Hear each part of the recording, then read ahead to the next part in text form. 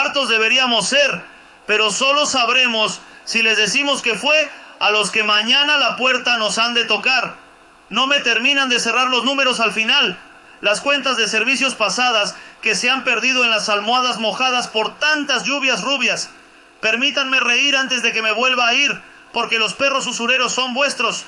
Nadie corre al hueco de torturas por acción militante o mutante.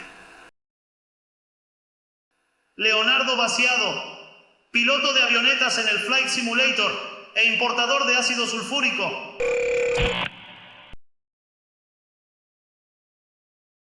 No sé En qué más va campaña a pasar. electoral podemos Va a hacer ser eso. pues un exitazo. Ya. Yo creo que vamos a ver simulaciones de todo tipo. Hermanos, compañeros, compañeras, una pregunta. ¿Saben qué es el levismo? Bueno, entonces Álvaro García Linera tenía razón de Evo es Dios. de que si él no está, va a llover y va a caer del cielo y no sé qué, un 2019. A ver, ya hablando, digamos, o sea, de Evo, o bueno, del levismo, ¿no? Del levismo y Evo. Ahora está muy de moda porque se rescata, ¿no? Hay un bloque dentro del MAS que se dice a sí mismos evistas, no masistas, evistas, no revolucionarios, no izquierdistas, no antiimperialistas, marxistas, lo que sea, se dicen evistas, como que existiría una propia corriente, digamos, con su propia ideología, con sus propias, qué sé yo, valores, con sus propios hitos históricos, etcétera, ¿no?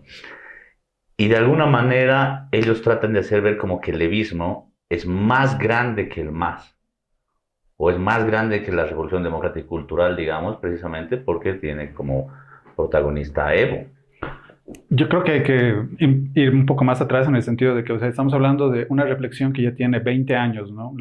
Me remito específicamente a un artículo que saca el Álvaro García en El Juguete Rabioso en abril del 2006, donde empieza a bosquejar el levismo, y creo que podemos empezar por eso, ¿no? Porque Sí. pues él lo delimita como una estrategia para tomar el poder en etapas, y tiene toda una exposición muy detallada que creo que ahorita está en contradicción con lo que él opina, ¿no? Pero es Claro, importante empezar por ahí.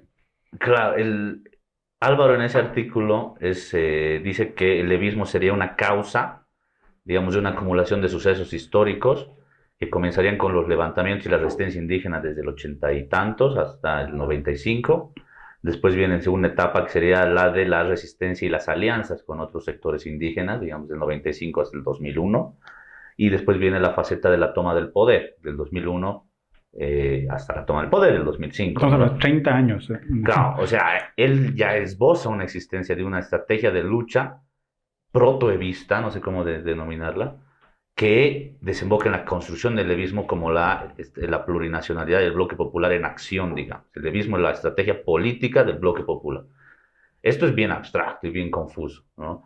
O sea, y actualmente yo creo que Álvaro García Linera se desdeciría de todo eso. Se arrepiente públicamente de eso. Porque el levismo ha demostrado sus limitaciones. El levismo demostró que no es esa estrategia política, digamos, de toma del poder, eran las resistencias indígenas, y el levismo fue más bien un factor construido después de la toma del poder, en el momento de hacer gestión, digamos, una construcción de una especie de culto a la personalidad en relación al liderazgo de Evo, ¿no? O sea, en el fondo es algo que él no teorizó, no lo dijo, pero creo que ahora sí está mostrando que ese más o menos es el camino. Yo lo veo también en el sentido romántico, ¿no? Porque últimamente hay una tendencia a la romantización extrema de lo que ha pasado antes del 2019, ¿no? Como si antes no hubiera habido ningún problema en Claro, torno a lo que implica tanto el movimiento del socialismo como también la figura de Evo, ¿no? Ya es para mí demasiado ñoño, ¿no? Pensar de que pues todo era hermoso y radiante, ¿no? claro, el pasado siempre es mejor, dicen, ¿no? Aunque dicen yo, hay que volver al pasado, dicen, ¿no? Y muestran Porque fotos de... recordar es volver a vivir. Claro, y vos dices, bueno, en el pasado también hubo problemas, digamos, ¿no? Y en el pasado también había todo tipo de contradicciones sociales y políticas, no de esta magnitud, ¿no?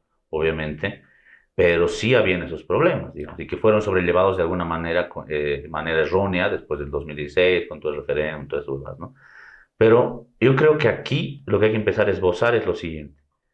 Una cosa es el Estado plurinacional, una cosa es el masismo, otra cosa es la revolución democrática y cultural o proceso de cambio, y otra cosa es el levismo. En algún momento todo era lo mismo, ¿no? Estar de acuerdo con Evo Morales era apoyar la revolución democrática y cultural. Está de acuerdo con el orden democrático y cultural, era de acuerdo con el proceso de cambio, y estaba de acuerdo con eso, era estar de acuerdo con el MAS. No podía existir un masista que no sea evista, digamos. Eso era un hecho. Pues Hoy, yo lo veo en el sentido de la reconfiguración, o sea, efectivamente el levismo termina en el momento que se reconfigura el tema político. A partir de ello es de que pues ya pierde hasta cierta vigencia en sí, porque ha hecho cambiar la lógica de la oposición y también ha hecho recrear un nuevo Estado plurinacional. ese, bueno, yo creo que hay que seguir escarbando el tema. Eso que tanto están hablando no puedo entender, pero me informan igual. Algunos compañeros patriotas. De todos modos, por favor, díganos qué es eso. Yo creo que hay que ver una cuestión. Todos hemos sido vistas, todos, de alguna manera, porque estar en contra del neoliberalismo era ser evista. Sin embargo, ahora uno puede estar en contra del neoliberalismo, por supuesto, o en contra de las políticas de ajuste, no sé cómo las denomina, y no ser evista. El levismo ya no es sinónimo de masismo o de revolución. El levismo es más bien una especie de representación del círculo cercano que rodea a Evo Morales y a lo que Evo Morales puede decir, ¿no? Entonces, hay un cambio sustancial, ¿no?, del levismo. Y de Evo Morales ni qué decir, ¿no? Antes era un líder que unificaba, hoy es un líder que divide. Antes era un tipo revolucionario, hoy es un tipo conservador. Y antes era una persona que interpelaba el poder, ahora es una persona que busca desesperadamente el poder. Claro. Yo recuerdo a Evo desde que estaba en kinder, creo, ¿no? Como que... Y yo me pregunto también de cómo pensarán la gente un poco más joven sobre Evo, ¿no? O sea, debía ser el titular eterno de las noticias que ellos han visto, ¿no? Evo, Evo, Evo, Evo. Y en ese sentido, digamos, cronológico, yo creo que es pues algo muy constante en mi cotidianidad, ¿no? Y ya estamos hablando casi de 30 años de vida política, ¿no? Que hay algunos que creen que no tiene ningún tipo de desgaste, creen que está intacta, ¿no? No, imagínate, Yo creo que también podemos hablar ya también de un neoevismo, ¿no? En el momento en el que pasa el golpe, yo creo que también se consolida y se confirma el tema de la caducidad de esa postura y se confirma nomás de que ya ha fenecido ello y a partir de adelante hay que verlo desde otra perspectiva, ¿no? Yo luego lo recuerdo cuando yo era muy joven y de política no sabía nada, como la mayoría de la gente joven, y solamente me acuerdo de su chompa, cuando se ponía su chompita y demás. Y a mí eso me llamó mucho la atención porque a mí nunca me gustó usar uniforme y siempre me gustó usar pelo largo y demás. Entonces, al ver que un presidente hacía eso en lugares con mucha formalidad y todos los ternos y todas esas cuestiones, a mí me encantó. Dije, esto es así. Esta es la forma de hacer las cosas. Era disruptivo. Pero ahora lo he vuelto a ver. Tiene su TikTok que sube constantemente cosas y toda la gente ahí que le asesora en comunicación y todo. Y ha vuelto a salir con su chompa. Pero ya no es el mismo tipo. Ya no es disruptivo, es una moda tener esa chompa. Y de alguna manera trata él de retrotraerse a esa época previa al 2005 o entre el 2005 y 2006, donde él de alguna manera sintetizó todas las demandas populares que iban acumulándose, ¿no? Inclusión social, respeto a la hoja de coca, asamblea constituyente, nacionalización, todo eso, digamos, redistribución del excedente, todo eso lo sintetizó. Ahora, él no sintetiza esas cuestiones, porque primero ya se han cumplido esas cosas, y segundo, porque en lugar de sintetizar las nuevas demandas de la sociedad, él sigue insistiendo en un escenario político que ya no existe y que al contrario hace que la gente se aleje de él, ¿no? En las encuestas, desde el año 2002, que no ha tenido tanta aprobación más baja. Y estamos hablando de la época cuando Gonzalo Sánchez Lozada estaba Claro. No Carlos sé, Mesa, Manfred. Bueno. Todos han vuelto, ¿no? Todos siguen. Todos han vuelto. Es que yo creo que vivimos en una época como que Todos siguen. de recordar, de volver a lo vintage. La moda de lo vintage en la política ha vuelto. Todos han vuelto. Está ahí nuestro amigo Manfred, Johnny, Carlos Mesa. Todos han vuelto. Todos han vuelto, pero un poquito más viejos. Con más experiencia, tal vez. No sé. Tal vez habría que ver. No sé, pero bueno, es una generación igual que está cumpliendo su etapa, ¿no? Algunos politólogos decían que se habían jubilado, ¿no? No, de política no te jubilas nunca, digamos. Bueno, mueres haciendo política. Pero bueno, eso, obviamente el liderazgo de Evo ha cambiado, ¿no? No es el mismo. Para tristeza de muchos, digamos, y alegría de otros, no es el mismo. Y si ahora existe, Hugo Moldis decía una cosa interesante, y creo que la descontextualizaron, pero a mí me pareció correcta, que decía, el Evo no se da cuenta, o sí se da cuenta y quiere seguir haciéndolo, que se ha convertido en un instrumento de la reacción. Ahorita quienes están manejando a Evo Morales sin que él se dé cuenta es la derecha, porque lo benefician. Dicen, Su instrumento. claro, la derecha no puede afectar al gobierno porque tiene mucha debilidad, pero puede utilizarlo a Evo para destruir al gobierno. Eso es inevitable. Eso es una cosa que a mí me parece fundamental, que lo ha dicho el Hugo Moldis. Hermanos, hermanas, compañeros, compañeras, ¿cómo creen que era antes, hoy y cómo seré mañana? Sobre Ecuador, tú tenías algunas cosas que decir. Sí, bueno, y antes de eso quiero entrar con una reflexión de Mar Rincón, ¿no? Que habla un poco sobre la característica de la comunicación política latinoamericana y cómo se construyen actualmente en este tiempo las figuras épicas de la política, ¿no? Él dice de que, por ejemplo, Fidel Castro ha sido el último político épico de Latinoamérica, y de ahí para adelante como que ha habido un gran vacío, y por eso se construye de manera muy mediática, desde narrativas mediáticas, desde la telerrealidad, los nuevos liderazgos y la imagen política de Evo, ¿no? No por nada iba con BTV detrás de él a un pueblo, y así se construye una imagen paulatinamente, y ya creo que está un poco desgastada y como que el codillismo ya ha rebosado eso. Por otro lado, sobre el tema de Ecuador, lo que estábamos hablando hace rato, ¿no? De que yo creo que hay un síndrome de Correa, ¿no? ¿Por qué? ¿No? Porque Rafael Correa, cuando fue presidente, estuvo 10 años, la década ganada, la revolución ciudadana y todo eso, como que se consolidó y nombró un sucesor. Y ese sucesor, como que pues obviamente no tiene la obligación de compartir toda la postura y ya hizo lo que tenía que hacer, no voy a entrar en detalles de eso, pero cuando Rafael Correa ya no está en el poder y busca retomarlo, pues hace lo mismo que Evo, ¿no?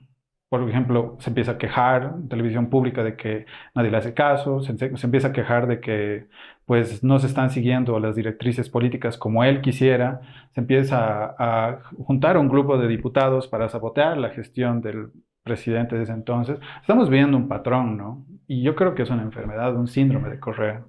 Claro, en el tema de Ecuador, tal vez, obviamente la diferencia es sustancial en el sentido de que Lenin Moreno, era un tipo de derecha, ¿no? O sea, o se dio la vuelta así, digamos, ¿no?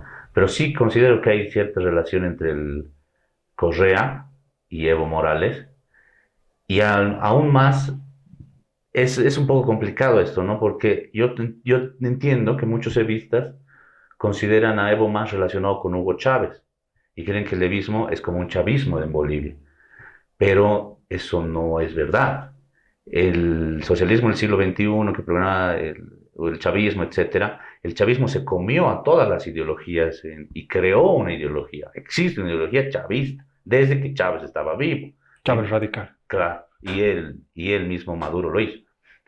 En Cuba, el castrismo en tanto ideología tampoco es que existía un marxismo-leninismo, y eso era lo que Fidel Castro llevaba a cabo. Es una particular diferente. En Bolivia, el último ejemplo que tenemos de algo así era el paz extensorismo, que trató de ser más grande que el MNR y obviamente no pudo, digamos, porque el MNR se lo comió, digamos. Muerto paz extensoro, no existían paz extensoristas, simplemente personas que en algún momento les gustó Víctor Paz. Evo se parece más al ejemplo de paz extensoro que a un ejemplo de Chávez o un ejemplo de Fidel, digamos, ¿no ve? Esto porque la coyuntura política boliviana, digamos, y las particularidades históricas del país no permiten que exista un liderazgo de esa naturaleza, ¿no? Yo entiendo que en el Caribe hay digamos, los liderazgos tipo Bukele, tipo Fidel Castro, digamos, de esa naturaleza muy fuerte, muy caudillos, son respaldados por población en ese sentido. En Bolivia, Evo Morales obviamente tuvo su fortaleza y demás, pero hasta que se pasó, digamos, de la Constitución y dijeron, no, nadie es más grande que él. Y no es una Constitución cualquiera, lo hemos aprobado todos y todas, digamos, ¿no? Entonces, hasta ahí yo creo que se ha visto su limitación, lo que en El Salvador no, por ejemplo, o Fidel ni qué decir, ¿no? Fidel cambió todo el sistema político, allí no, en Cuba es muy diferente. Entonces, yo veo por ese lado más a Evo, en su relación con el paz-extensorismo más que con una especie de chavismo o algo, o peronismo, por ejemplo, porque yo también entiendo que en Argentina lo ven a Evo como su Perón, como si Perón hubiera esté vivo, entonces obviamente lo tienden a defender mucho, Claro. eso se ha visto, pero no ven las particularidades bolivianas que no, No coinciden, son no, realidades completamente claro, diferentes, pues. Tanto las del Caribe como las de Ecuador, como la de Argentina, no, no hay punto de comparación. no, es muy diferente y bueno, eso yo creo que son lecturas erradas por parte del levismo. Y bueno, lo único que podemos esperar ahora es el desenlace de cómo vaya a terminar esto. Paz Extensoro terminó traicionando todos los ideales de la Revolución Nacional y terminó privatizando todo. Pero fue presidente. Ven el caudillismo como una especie de herramienta para usar mi imagen en favor de una casta que quiere prolongar sus privilegios. Pues yo creo que el desafío más grande es ver cómo se va a reconstituir este neoevismo. Yo me quedo con la categoría de neoevismo, de que esta nueva esta nueva estrategia de poder que el Álvaro planteaba, ¿no? O sea, me queda la gran duda de eso, ¿no? Yo creo que pues, va a dar que comentar, ¿no? Como lo hemos visto en el transcurso de este 2024, va a ser un tema muy, muy escabroso, yo creo, paulatinamente. Yo, yo quisiera cerrar con una frase de Guillermo Moreno, del peronismo argentino. A él le preguntaron una vez cuál es la diferencia entre el liderazgo de Cristina y el liderazgo de Néstor. Él dice, Néstor esperaba que todos hablen y él hablaba y tomaba una decisión. Cristina tomaba la decisión y se hacía aplaudir. Evo Morales ha pasado de ser Néstor a ser Cristina y él en lugar de tomar decisiones escuchando a la gente, está tomando decisiones e imponiendo su decisión y esperando aplausos de la gente, ¿no? Y eso es lo que de alguna manera está provocando tantos problemas políticos en el MAS y que yo creo que van a desembocar en un enfrentamiento más radical, al paso que vamos, ¿no? Más radical del que se está viviendo.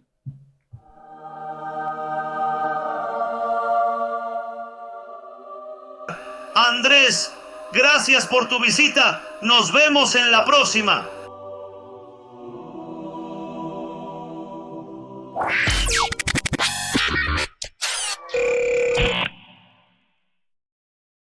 La lluvia trae regalos desde las cuencas que maneja en el cielo un ocelote con rabia e incontinencia urinaria. Choy hace cuando cae y luego broy cae en los cerros y las calles sobre los ciudadanos meridianos que siguen las cadenas de televisión. Avaroa es el hombre de goma que en los campos de fútbol brilló. Ahora el joven de la ceja o de los pozos quiere ser Bad Bunny o algún otro malviviente post-accidente cerebrovascular.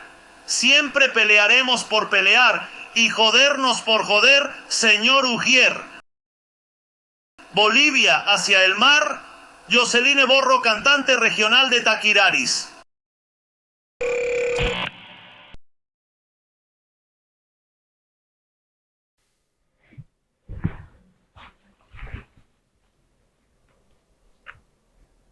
Pues ya, no sé si te acuerdas del 2019 cuando defendiendo la Plaza Murillo, una llamada y todo se acaba, retirada para todos. No, pues ha sido una pena. Y ese día, bro, La Paz se había llenado hasta de juegos artificiales, imagínate. Buenos días, compañeros, compañeras. No puedo entender cuál es la línea o formas comunicacionales de los llamados evistas.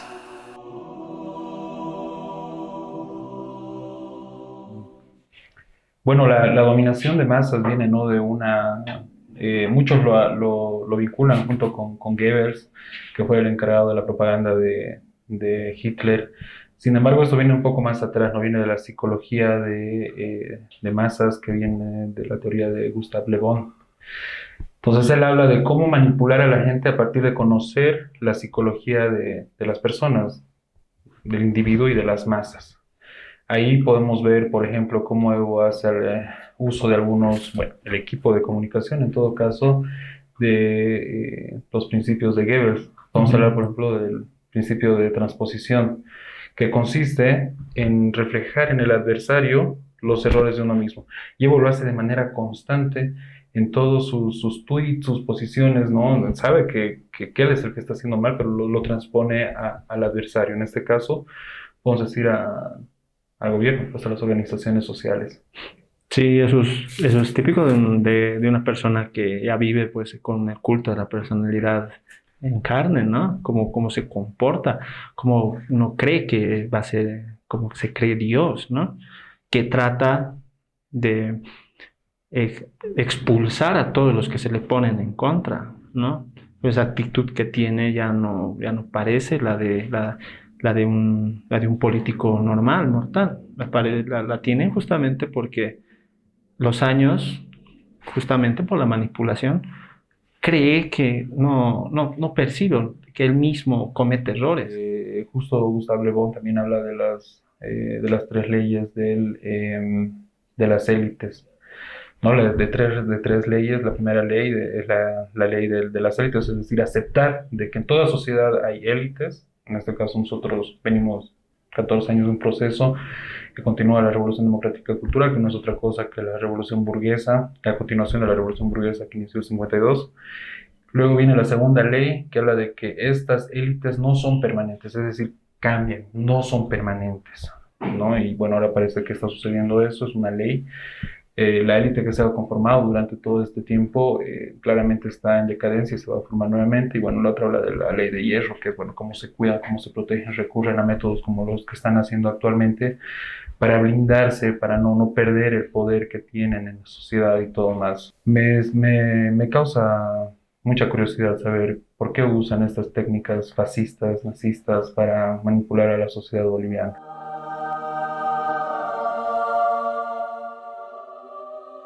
Entonces, compañeros, compañeras, ¿ustedes han identificado la utilización de mi imagen para defenderme más allá del discurso político en sí?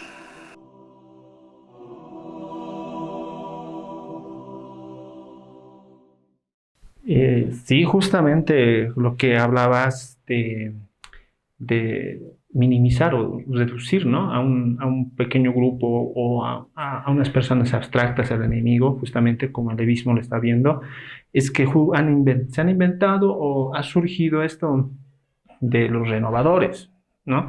Para encasillarlo a alguien, para categorizarlo y para apuntarlo como un enemigo. Entonces los renovadores, no se escuchaba de los renovadores el 20, el 21, ya empezó a sonar el 22, el 23, entonces imagínate, lo que ellos están practicando ahora mismo es de que tratan de singularizar al enemigo, un grupo que piensan que son pequeños, ¿no? Piensan que son pequeños grupos, a los que deberían todo el levismo, en este caso, o todo el equipo de Evo Morales, desatar su furia o desatar su frustración contra ellos.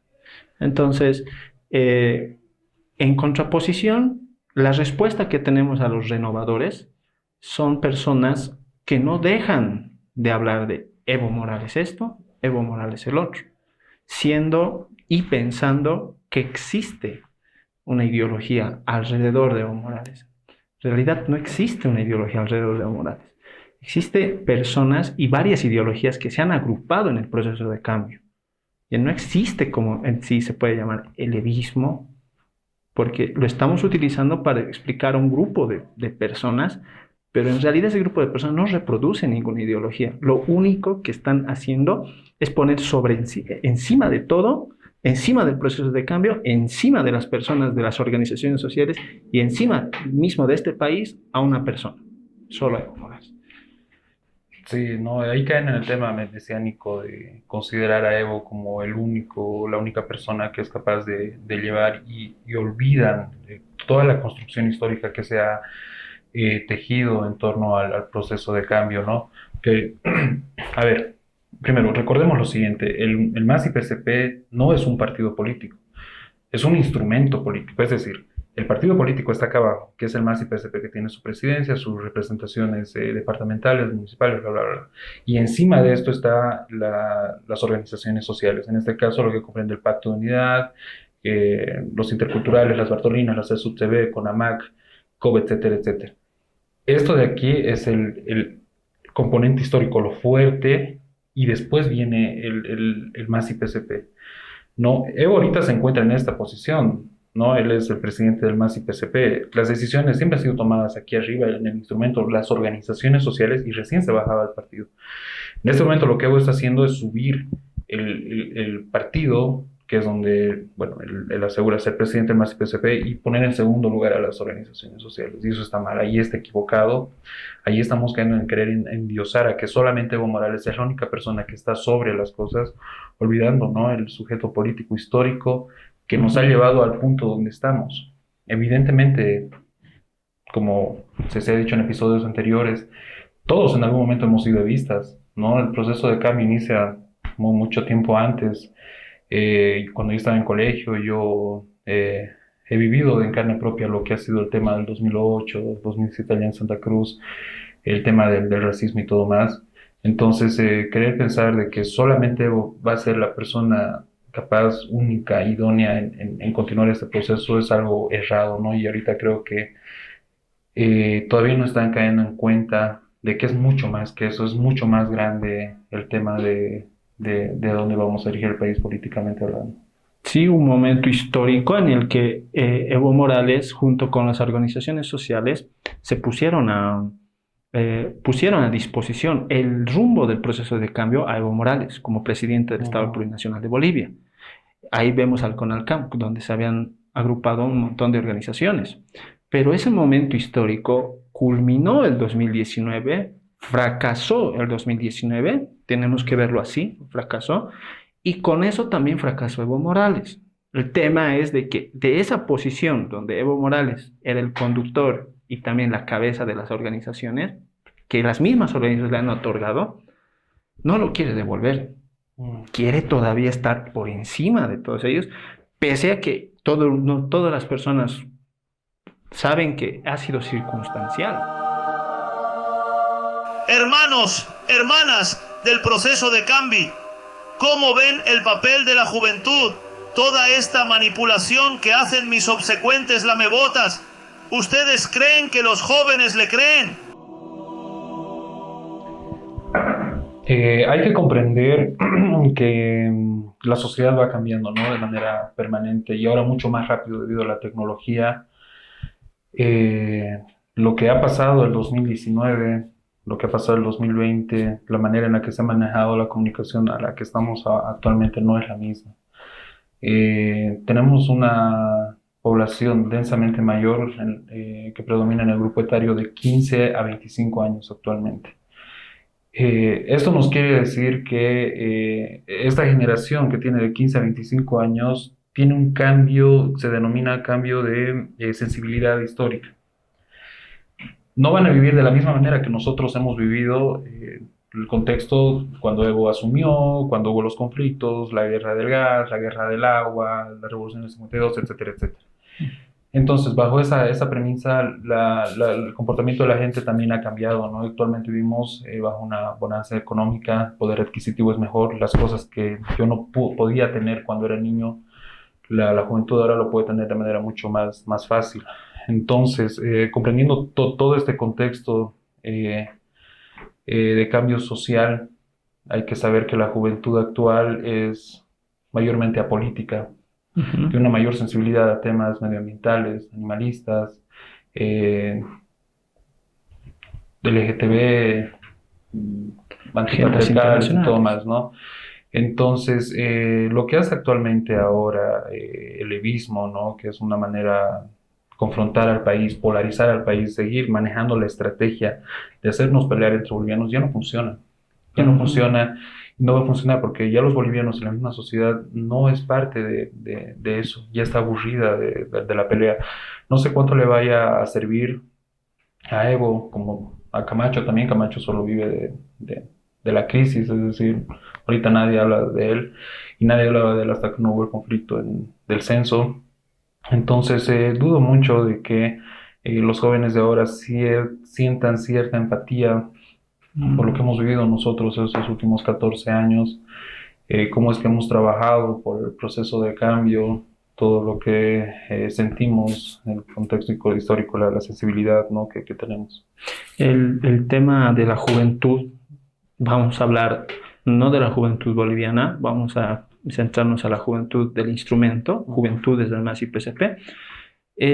Mire, en las juventudes en el MAS y PSP, el 2019 han jugado un rol un poco, te puedo decir, podemos haber tenido un episodio revolucionario, cuando justamente empezamos la resistencia al golpe de Estado.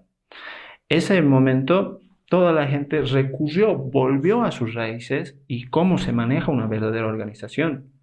Pero ya cuando empezaron la época electoral y también se había sabido del triunfo de Luis Arce y David Choquehuanca, todas estas personas que representaban a juventudes o de alguna manera estaban a la cabeza, han vuelto unas prácticas ya mucho antes del golpe. O sea, ¿cuáles eran las prácticas? Eran las preventales, eran las prácticas del dedazo, eran esas prácticas donde la juventud, justamente dentro del instrumento, se siente truncada. Las juventudes las han utilizado como para a la juventud usarlas de que levanten banderas, vayan a pintar calles. No los han utilizado como para decir, hermanos, hermanas, juventudes, proyéctense, ustedes pueden ser los futuros líderes de este país. No. E incluso la gente que estaba en juventudes sobrepasaba la edad que dice la ley, y no solamente eso, sobrepasaba por 10 años más que lo que uno se puede llamar joven, ¿no? Entonces, se ha instrumentalizado. El levismo ha creado eso, puedo decir, en el levismo antes del golpe, si existía, eran personas que estaban puestos por Evo Morales. Y esas personas utilizaban a la gente que no era cercana al entorno de Evo Morales justamente para tenerlos solo de base. No los querían como nuevos líderes, y eso justamente es algo que ahora ha entrado en crisis. Muchos jóvenes se acercaron al instrumento político por juventudes, pero no percibieron, no se quedaron, no permanecieron en la práctica, porque simplemente sabían que los estaban utilizando, o estaban siendo usados. Y ahí hay que adicionar lo siguiente, ¿no?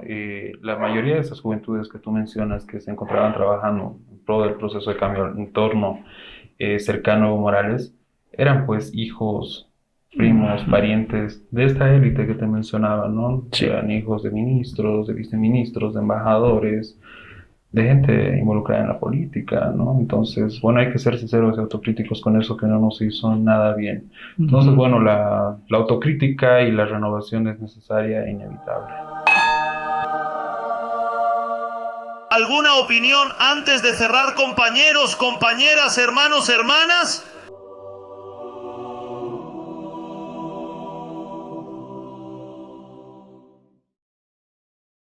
Bueno, a ver, lo primero, comprender que los tiempos han cambiado, la sociedad ha cambiado, la gente ya está aburrida de la polarización, de la división, de la violencia.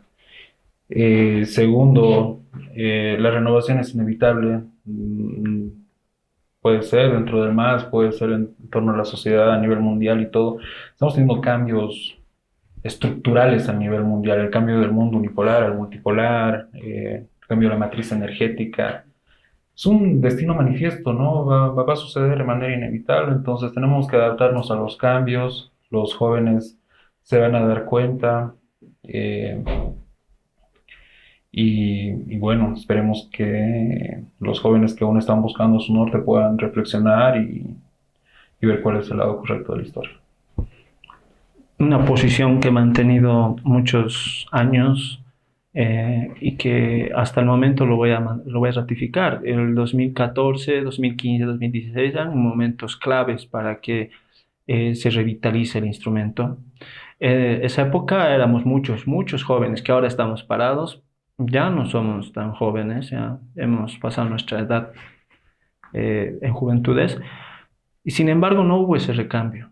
Y la crisis actual está justamente por eso, porque no se ha debatido y porque el MAS y todos los 14 años se ha evitado hacer un debate, una autocrítica y un cuestionamiento al líder. El único que no era cuestionado era el líder, pero cuestionaban a todos. Entonces, la crisis la venimos trayendo desde el 2014, 15 y 16. Y esas fechas nos hemos dedicado ¿a qué? A de nuevo pensar en un nuevo gobierno que no estaba pensando en la renovación, que no estaba pensando en revitalizar el proceso. Entonces, justamente ahora, si tú ves cómo está rodeado el entorno de Evo Morales, son pura gente pasados los 50 años. Y los jóvenes estamos totalmente del otro lado. Gracias amigo Choi y gracias compañero Kevin. Esperamos más videos de la capibara y el erezo. Vayan con Dios. Es de ser conmigo.